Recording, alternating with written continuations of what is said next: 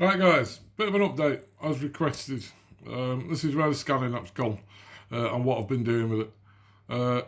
Recently I've ported it over to this Tig-Watch Pro. Basically this Tig-Watch Pro is a mobile phone in its own right. It's got a virtual SIM card inside it. So when I go out I just have my watch on my wrist and any scanning is done through the watch, independently of my mobile. This just works on its own. It's really, really good the way it works. As normal, as with the last system, we've got some Bluetooth earphones.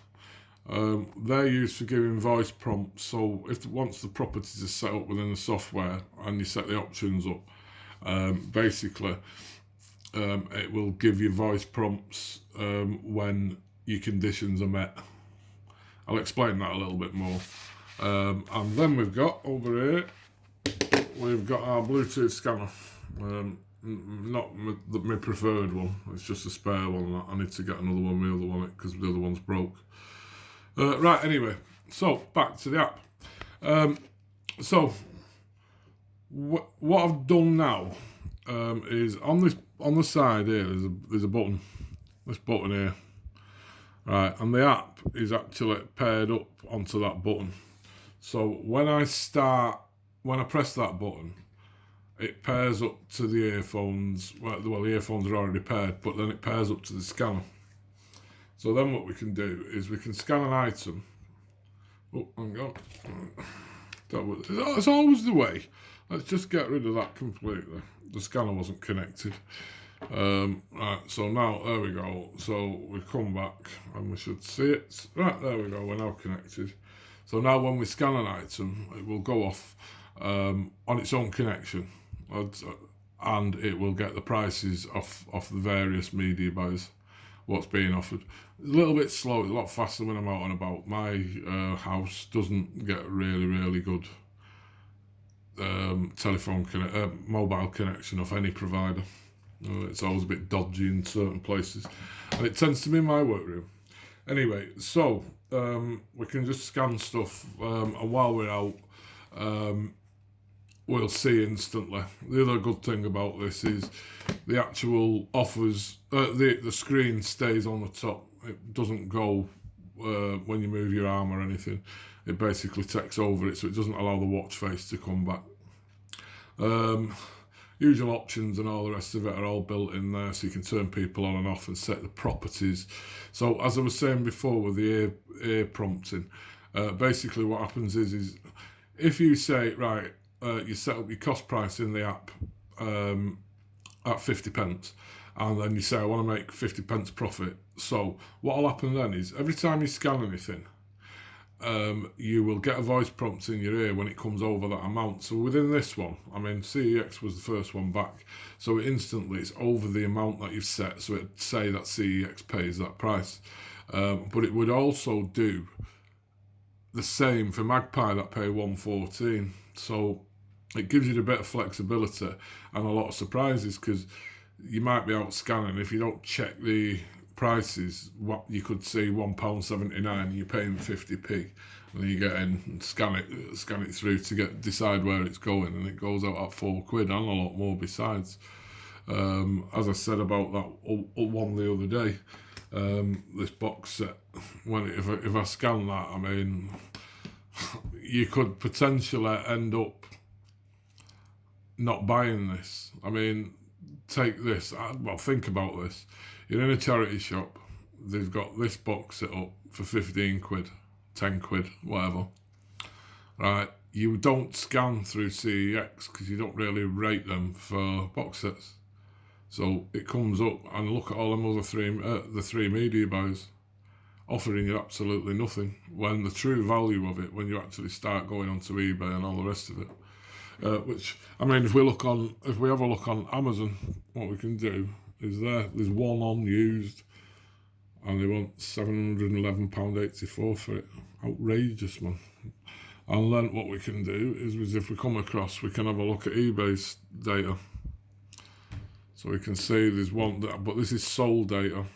So an average price is anywhere in between 286 and 311.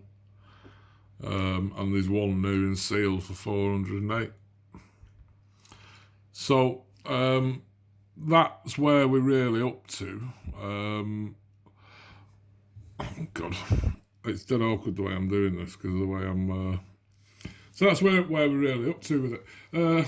I've been doing a bit of testing recently with retail arbitrage. I'm not really into FBA, so I don't really want to get back into it. But I'm seeing there's a lot of functionality there. I'm seeing. I mean, I was in Dunelm the other day. And just out of curiosity, I mean, I'd gone in to buy a light fitting. I hadn't gone in to scan anything. And I just seen this clearance table, so I thought, I'll just scan this. Anyway, there's a lot of art sets on there in these metal cases. So I scanned them. And even though the media buyers aren't going to offer any money for them, which is fine, you still get the Amazon data and the eBay data. And these, for someone on FBA, I think there was about £7 in the sale. And there was about 6 of them. And they was going for $24.99 on Amazon. So there's potential there to look at that, and I've been looking at that, maybe looking at using the Keeper API the way everybody else does, but integrating it into the Watch app. So your Watch app will do all your media buyers, plus it'll also do the arbitrage side of stuff. I mean, it could go a lot of ways. I mean, there's different ways to do things. But just at this moment in time, this is just where I am, and it's just where I've got to the stage as I'm comfortable with it. And it's started to work really well now. The reason being is there, you can see it on the screen. I could have potentially not bought that and lost a lot of money. Right, I mean, I bought this online, but if I'd have been in a charity shop and I wouldn't have had that other. So it's about understanding what media buyers are and how they price. Now, I know that We Buy Books use both eBay and Amazon. They use Amazon more just for lookups and product stuff and what have you. But they use eBay. They do get a little bit of data from Amazon, I think, because I had a bit of an issue with them, which got resolved. I mean, I wasn't doing anything wrong, but it was another company that was hiking prices up on Amazon, which meant they was paying more for stuff. They basically accused me of rigging prices, but it turned out to be World of Books that were doing it once I'd gone through the Keeper data and shown it them and said, there you go and speak to them.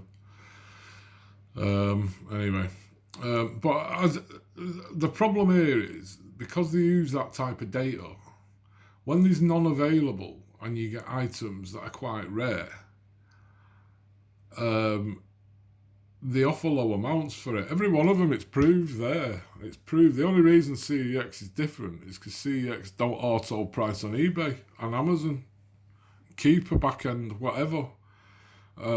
So they understand the value of the box set, and there's a bloke that sits there and prices it. So that proves the way the media buyers work. So a lot of the time they'll offer little amounts for stuff, and they're not doing it to try and rip you off. They're just doing it because the data's not available. So I don't know where it goes from here. I'm just going to carry on plugging away and maybe look at the arbitrage stuff and some other bits really. But that's for the future. Anyway, this was just a quick update. I hope this is okay. Any questions or whatever, leave a comment below. And we will catch you again soon.